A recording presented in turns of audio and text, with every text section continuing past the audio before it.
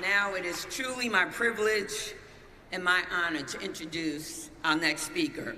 I was told I had a minute, but you know in Congress we have something called the magic minute. And the last time someone took advantage of the magic minute, it lasted 8 hours and 44 minutes. But Dan and Mark, relax, I'm not gonna go there. Our speaker wrote a book on the ABCs of democracy, so I'm gonna turn that on him. So let me tell you about our next speaker.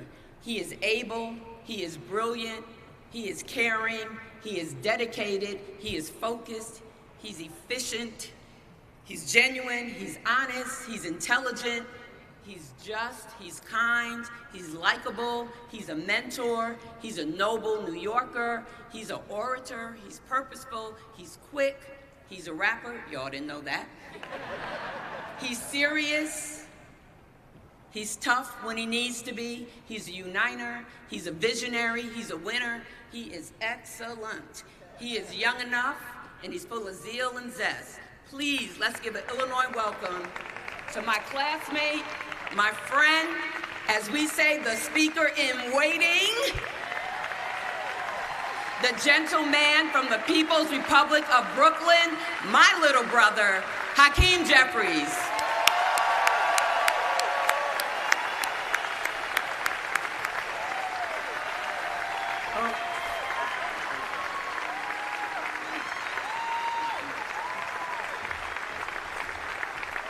Good morning. Good morning, Illinois. Is the Illinois Democratic Party in the house right now? Are the county chairs in the house right now? Are you ready for Democrats to win up and down the ballot next year? And are Democrats ready to make sure that we take our country back?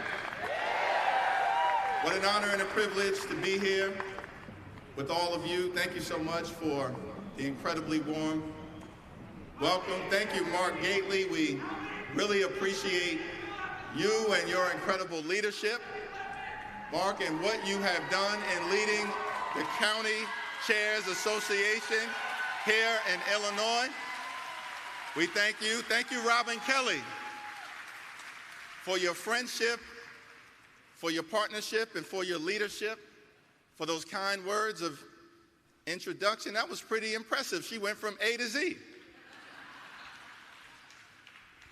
Of course, to my other distinguished colleagues in the United States Congress who are here, Raja Krishnamurthy, Sean Casten, Delia Ramirez, Nikki Baczynski, incredible members of the House of Representatives who work hard on your behalf each and every day.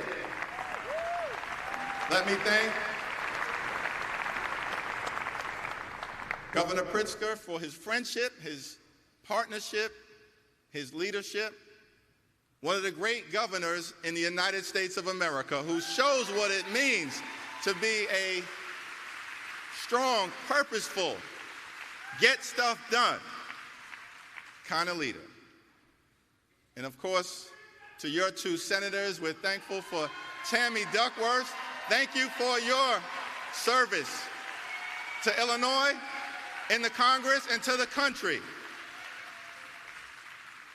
And to Senator Dick Durbin, a legendary icon. So appreciative of all that Dick Durbin has done for this state and for the United States of America and the world, decade after decade after decade. And Dick Durbin, you know, he's had an incredible number of titles throughout the years. Of course, now the senior senator of this great state, chair of the Senate Judiciary Committee, the Democratic whip in the United States Congress, but the one that I'm most affectionate about is his title as a former member of the United States House of Representatives.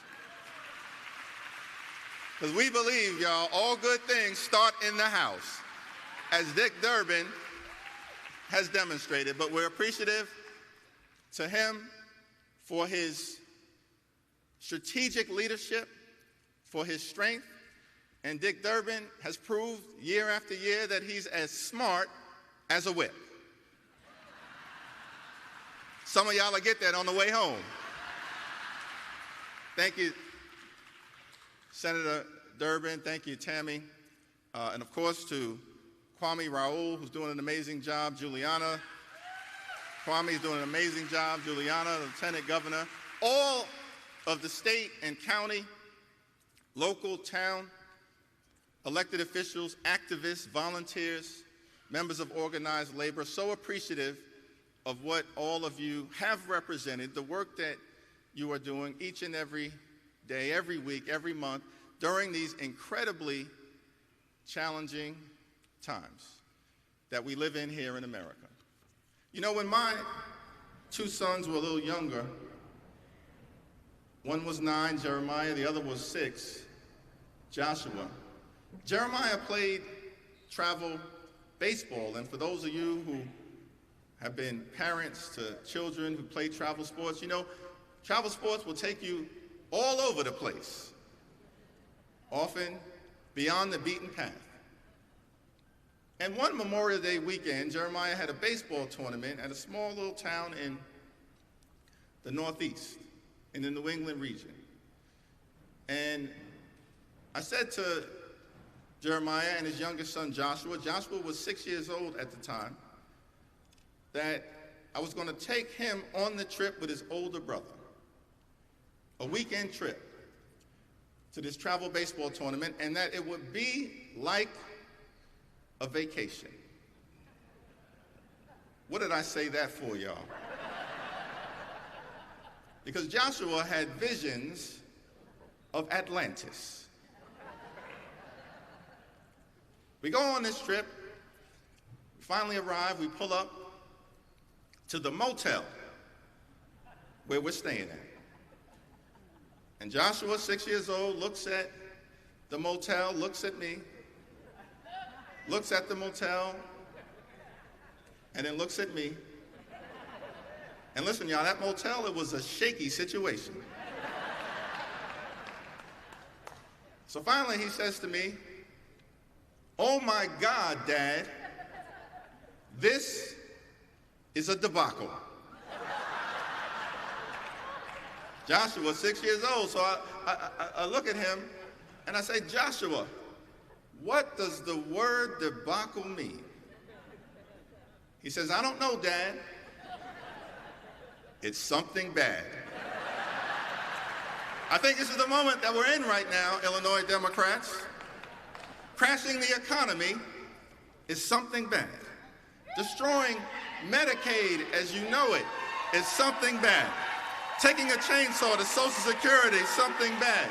Raising costs on hard-working American taxpayers, something bad. Firing veterans who served this country is something bad. Canceling medical research for children with cancer is something bad. Destroying the retirement accounts of everyday Americans, that's something bad. Trying to whitewash the most painful parts of American history, something bad. Unleashing mass ICE agents on law-abiding immigrant families, which should never happen, is something bad. And undermining the rule of law is something bad. The first 6 months of the Trump administration have been a debacle. America is better than this.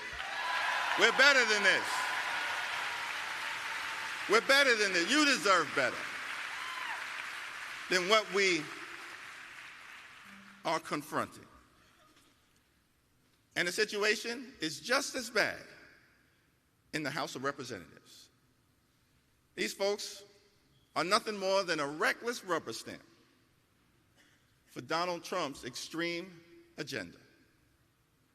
The only thing that they've accomplished is to pass this one big ugly bill into law that rips away health care from millions of people. Hospitals will close. Nursing homes will shut down. Community-based health clinics will be unable to function. Premiums, co-pays, and prescription drug prices are going to increase for everyone else. Folks will die as a result of this one big ugly bill. They're stealing food from the mouths of children, veterans, and seniors, and all of this is being done so they can enact massive tax breaks for their billionaire donors who don't need it. This is what House Republicans have done, hurting everyday Americans. Donald Trump hurting everyday Americans. Senate Republicans hurting everyday Americans to reward their billionaire donors. Donald Trump is pretending as if he cares about public safety in Washington, D.C. I have a message for him and the American people. The biggest crime scene that hurts everyday Americans in Washington, D.C. right now is 1600 Pennsylvania Avenue. That's the crime scene that we need to clean up on behalf of you and the American people. Situation just as bad in the House of Representatives. This is no longer the party of John McCain. It's not the party of Mitt Romney, not the party of Bob Dole. Many of us in the delegation, we served with Speaker John Boehner, Speaker Paul Ryan. They were deeply conservative men, disagreed with them on a whole host of issues. But it's not the party of those individuals. They also cared about the institution. They cared about the American way of life. They cared about our democracy, disagreed with them on a whole host of issues. But it's not the party of John McCain, John Boehner, or Paul Ryan. It's the party of Marjorie Taylor Greene, Lauren Boebert, Jim Jordan, and Mary Miller.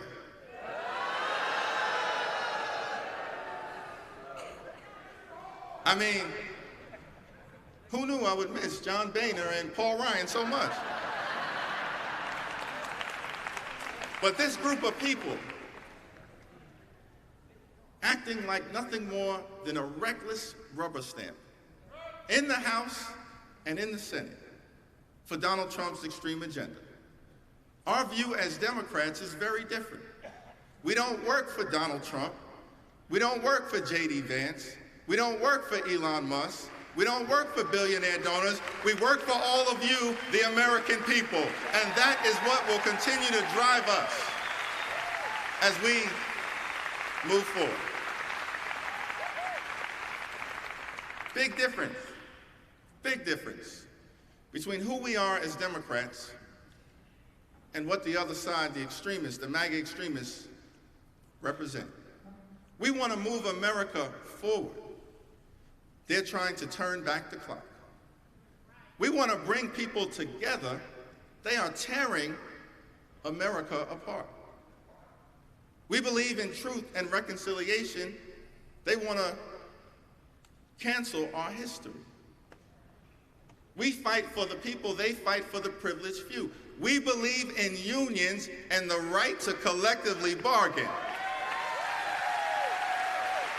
They want to destroy our freedom to negotiate. But here's a newsflash, straight out of Congress. Democrats will stand with organized labor today. Democrats will stand with organized labor tomorrow. Democrats will stand with organized labor forever. We are the party of organized labor.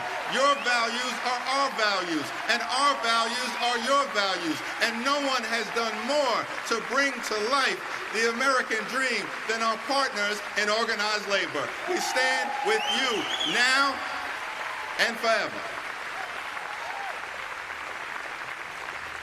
That's who we are as Democrats, the party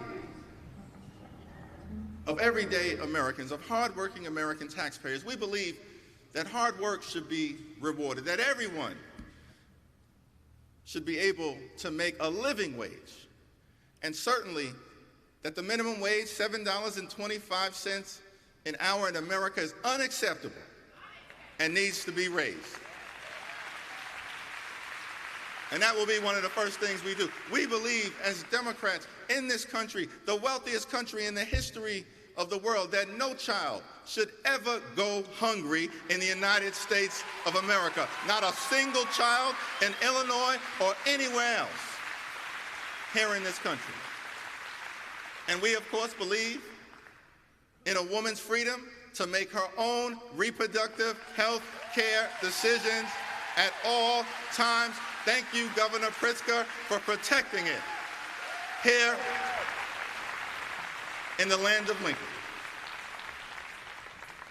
And of course, as Democrats, we recognize that America, most importantly, is too expensive, that far too many people are struggling to live paycheck to paycheck, barely can survive, impossible for so many people to thrive. Donald Trump promised that they would lower costs, in fact, on day one.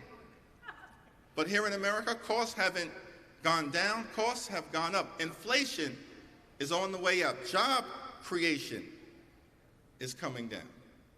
They have failed to keep their core promise of making life more affordable for the American people while they enrich their billionaire donors. As Democrats, we understand that it's time to build an affordable economy. We have to lower the high cost of living in the United States of America, and we need to do it now.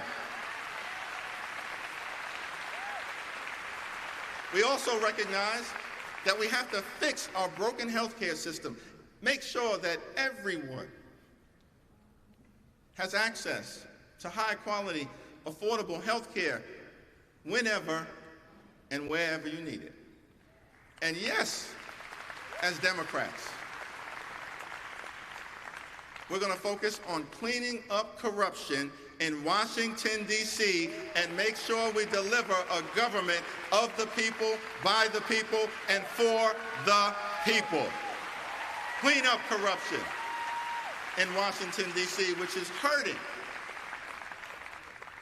everyday Americans. As Democrats, we believe in rewarding hard work, that when you work hard and play by the rules, you should be able to live a comfortable life, live the good life. Can I break that down for you? Good paying job, good housing, good health care, a good education for your children, and a good retirement. Live the good life. Good housing, good paying job, good health care, good education for your children, and a good retirement, which means as Democrats, we're going to continue to stand up and make clear to our Republican colleagues, keep your hands off the Social Security and the Medicare of the American people. Those aren't entitlement programs. Those are earned benefits. You work hard for those benefits. You deserve those benefits. You've earned those benefits, and we're going to protect those benefits. Hands off. Hands off today, hands off tomorrow, hands off this week, hands off next week, hands off this month, hands off next month, hands off this year, hands off next year. Keep your hands off of Social Security and Medicare always and forever. That's the Democratic Party position. I approve that message.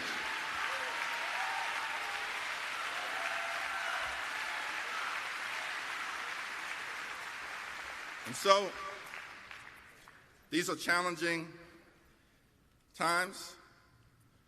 We're in a more is more environment. As Democrats, as all of you have been doing, we're going to have to continue to do more. More rallies, more demonstrations, more protests, more press conferences, more speeches on the House floor, more speeches on the Senate floor, more town hall meetings in Democratic districts, more town hall meetings in Republican districts, more hearings on the Hill, more hearings off the Hill, site visits in country, site visits out of country, and more extraordinary actions like those being taken by courageous Texas Democrats to block this gerrymandering scheme and this Republican effort to steal the midterm election. More is more. And that's our charge. That's our collective promise to each and every one of you. But let me say, as I prepare to close, that as someone who grew up in a working class neighborhood, union household, both my parents, union members throughout their entire careers, I'm proud to be a Democrat. Proud to be a Democrat. We've made some mistakes. There's some things that we've got to improve on. That's the reality of life. Churchill once said that success is not final, failure is not fatal. All that matters at the end of the day is the courage to continue. I've put it a different way. Robin knows this. A knockdown is different than a knockout. That's the Hakeem Jeffries remix, y'all. Success, not final. Failure is not fatal. All that matters is the courage to continue. Of course, there's some things that we can do differently. But I'm proud to be a Democrat because we are the party that is actually committed to making life better for everyday Americans. We don't just talk about it, we are about it. We have a track record that demonstrates it. Social Security, rural electrification, the GI Bill, Medicare, Medicaid, Head Start, the Civil Rights Act, the Voting Rights Act, the Fair Housing Act, the Elementary and Secondary School Act, the Higher Education Act, the Children's Health Insurance Program, the Affordable Care Act, the American Rescue Plan, the Infrastructure Investment and Jobs Act, gun safety legislation for the first time in 30 years, the PACT Act to stand up for our veterans, the CHIPS and Science Act, the Inflation Reduction Act, and so much more. Every single one of those things brought to you by your friendly neighborhood Democratic Party. I'm proud to be a Democrat. We have a track record of accomplishment. We don't just talk about it, we are about it. And we should embrace that history as we travel along the journey and continue to do more on behalf of the American people. And we also believe that in this country, we are a nation of immigrants. We are a gorgeous mosaic of people who have come from all across the world. John Lewis, who we served with, would say to us that we may have come over on different ships, but we're all in the same boat now. I like that. Think about it. We're white. This room represents, we're white, we're black, we're Latino, we're Asian, we're Native American, we're Christian, we're Jewish, we're Muslim, we're Hindu, we're religious, we're secular, we are gay, we are straight, we are young, we are older, we are women, we are men, we are citizens, we are dreamers. Out of many, we are one. That's what makes America a great country.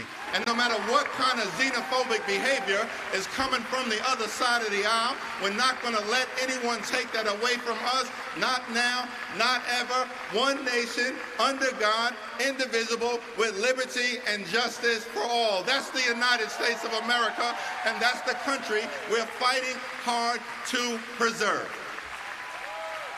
Fighting hard to preserve. So this last observation about democracy, the moment that we're in, the American way of life, what this struggle at the end of the day is all about. Story is sometimes told of that moment in 1787 at Convention Hall in Philadelphia. Framers of the Constitution completed their work. And Ben Franklin, one of the great thinkers of all time, he emerges from this convention hall and he's approached by a woman named Elizabeth Powell. Miss Powell was the first lady of the city of Philadelphia, close friend of George and Martha Washington's, prominent philanthropist at the time. She approaches Ben Franklin after they completed their work and says, "Dr. Franklin, what have you gentlemen just done? Have you created a monarchy or a republic?" And Dr. Franklin famously responds, "Mrs. Powell, we've created a republic if you can keep it." Think about that a lot during these challenging times.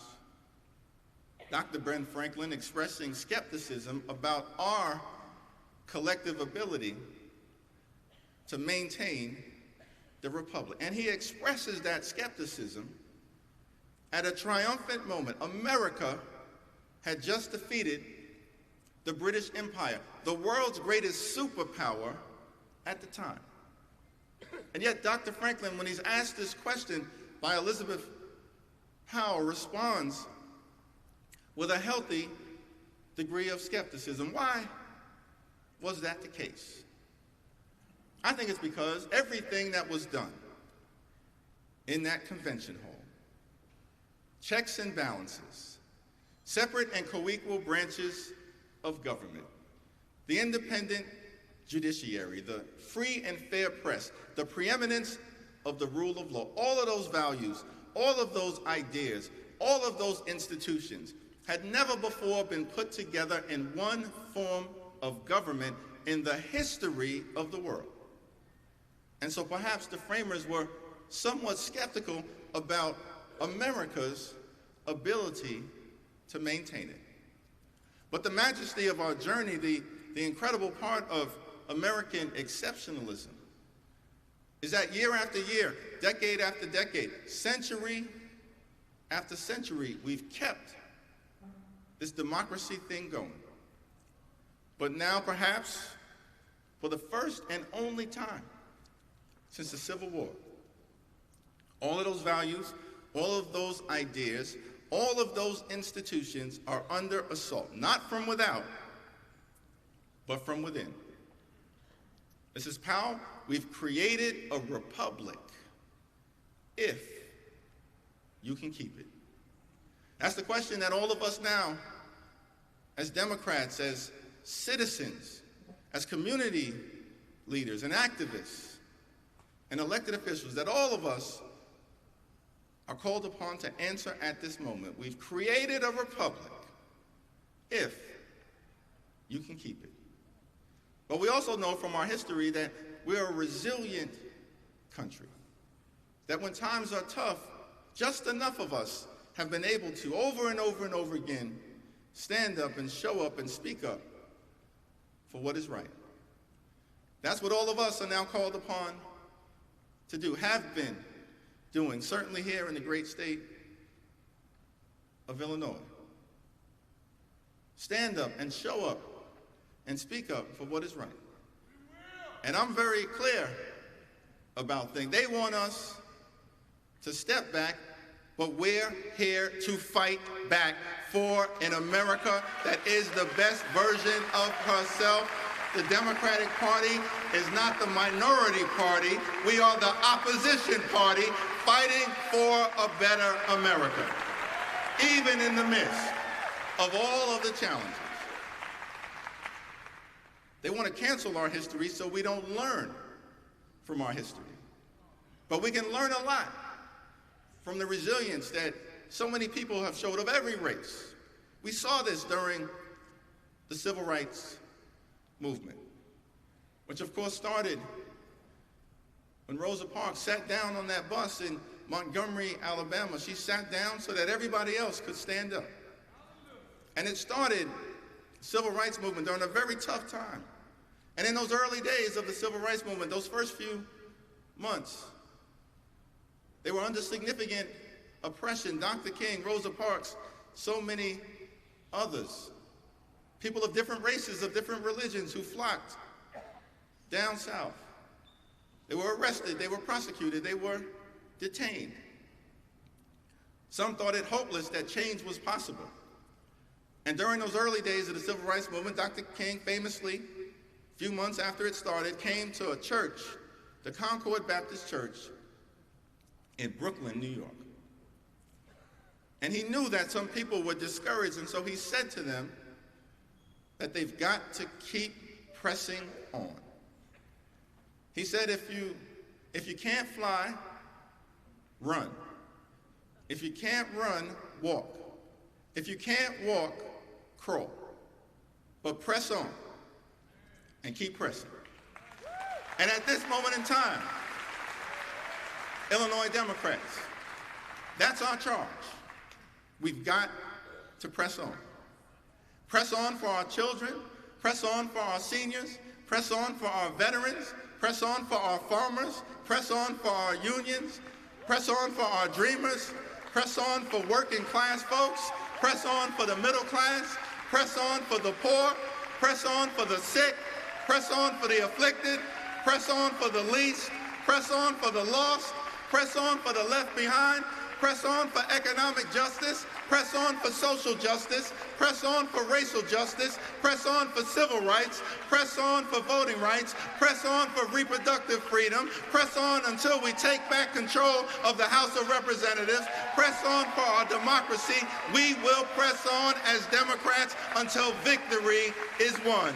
God bless you. God bless the Illinois Democratic Party and the County Chairs Association, and may God continue to bless the United States of America. Press on until victory is won.